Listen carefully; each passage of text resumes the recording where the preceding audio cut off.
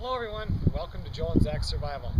Finally here in Minnesota I get to get some more of the garden planted. Tonight I'm planting corn, but you know, I do quite a bit of gardening, but I don't do a lot of gardening videos. I like to do the ones up at the tent where I'm trying different things. But I have a neat little tip for you guys that I don't know if anybody else does, but it works really great. When I plant my garden, and I have been gardening for years, I am absolutely, I don't know, there is no nice word for it. I have to have my rows completely straight. It drives me crazy when they're not straight.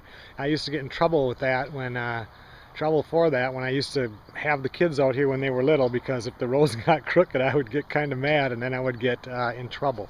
But I used to use a garden hose as my little straight edge, or I would use a string or whatever, but this thing that I've got right now works so good. All this is one of those 300-foot tape measures, and I've got one. I don't use it a whole lot. I'm in construction, but you know, a 300-foot tape is just a real long tape that you don't use much.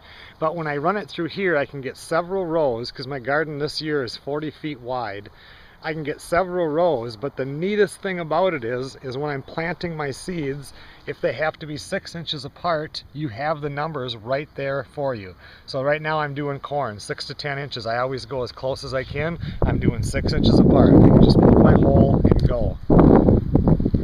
I realize for most of you in the country, planting season is already well underway. Here in Minnesota, we're getting a little bit of a late start, but this isn't too bad actually for the time of year that we usually plant. I don't do plants until Memorial Weekend, and I try to get in my seeds around Mother's Day, but it was snowing on Mother's Day a little bit. So anyway, maybe for next year you guys could use this tip. It really helps me a lot. Thanks a lot for watching the Joe and Zach Survival Channel.